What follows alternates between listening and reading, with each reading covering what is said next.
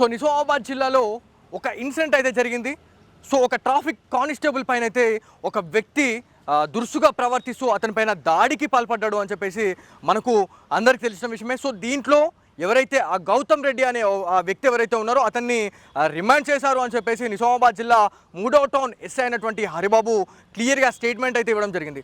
అంటే మనకి ఈ ఇన్సిడెంట్ గురించి మనం మాట్లాడుకుంటే గత కొన్ని రోజులుగా అంటే ఒక 4-5 రోజుల నుంచి కూడా ఒక వీడియో సోషల్ మీడియాలో వైరల్ అవుతూ ఉంది. సో గుంటూరులోని తెనాలిలో ఎవరైతే ఈ కాకీల పైన ఈ మత్తులో ఉండి దాడి చేసినటువంటి వాడు ఎవరైతే ఉన్నారో ఒక ముగ్గురు ఎవరైతే ఉన్నారో నడి రోడ్డు పైన వాళ్ళకు ట్రీట్మెంట్ కూడా ఇచ్చిన పరిస్థితి ఉంది. సో అరికాళ్ళ పైన లాఠీ దెబ్బలు కొట్టిన తర్వాత చాలామంది పోలీస్ అధికారులను అయితే అప్రిషియేట్ చేసిరు అని చెప్పేసి మనం చెప్పుకోవాలండి. సో దీంట్లో క్లియర్ కట్గా నిజామాబాద్ జిల్లాలో కూడా ఇట్లాంటి ఇన్సిడెంట్లకి పాల్పడితే కాకిల పైన ఎవరైనా చేతేసినా కూడా వాళ్ళకి ఇట్లాంటి గతే పట్టాలి అని చెప్పేసి చాలామంది సోషల్ మీడియా వేదికగా కామెంట్లు కూడా పెడుతున్న పరిస్థితి ఉంది.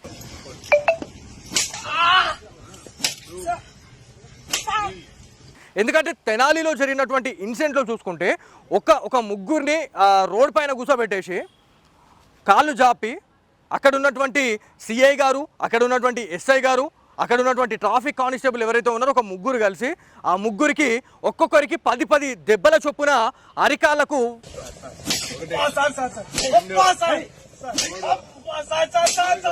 తుక్కుగా కొట్టిర్రు అని చెప్పేసి మనకు సోషల్ మీడియాలో వైరల్ అయింది ఆ వీడియో.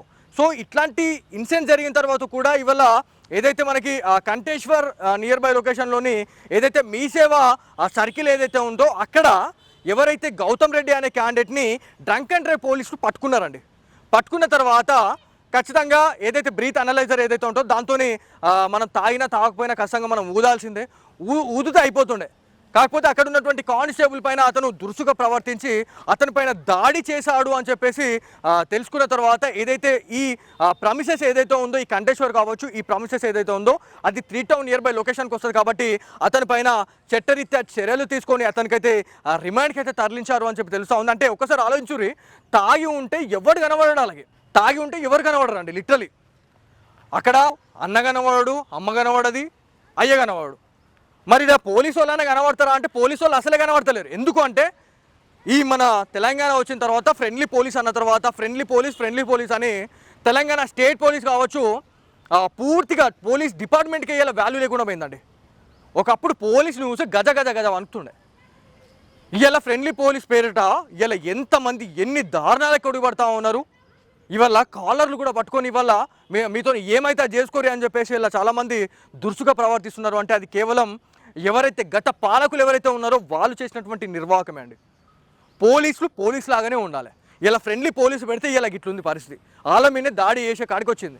మరి ఆడ ఒక్కళ్ళు ఉన్నారా ఇద్దరు ఉన్నారా అంటే దగ్గర ఆ రోజు ఏదైతే ఈ డ్రంక్ అండ్ డ్రైవ్ టెస్టులు నిర్వహించే టైంలో దాదాపు 10 మంది పోలీసులు ఉంటారండి.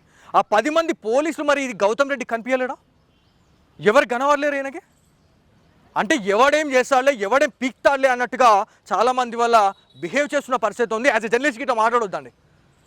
ఎందుకంటే వీళ్ళు చేస్తున్నటువంటి వీళ్ళు చాలా బాధ అనిపిస్తూ ఉంది. వీళ్ళ ఒక కాకి యూనిఫామ్లో ఉన్నటువంటి వాళ్ళని ఇలా మనం ఎంతమంది రెస్పెక్ట్ చేస్తూ ఉన్నాం. అట్లాంటి వాడిని ఇలా పట్టుకొని ఇలా తిట్టడం కావచ్చు, లేకపోతే ఆయన పైన దాడి చేయడం అంటే ఒకసారి ఆలోచించండి. వాళ్ళ గురించి మనం ఇంకెట్లా మాట్లాడాలా? వాళ్ళకి మనం రెస్పెక్ట్ ఇవ్వనా? తీసి లోపటేసి ఒక 2 రౌండ్లు వేస్తే కదా సెట్ అవుతారు.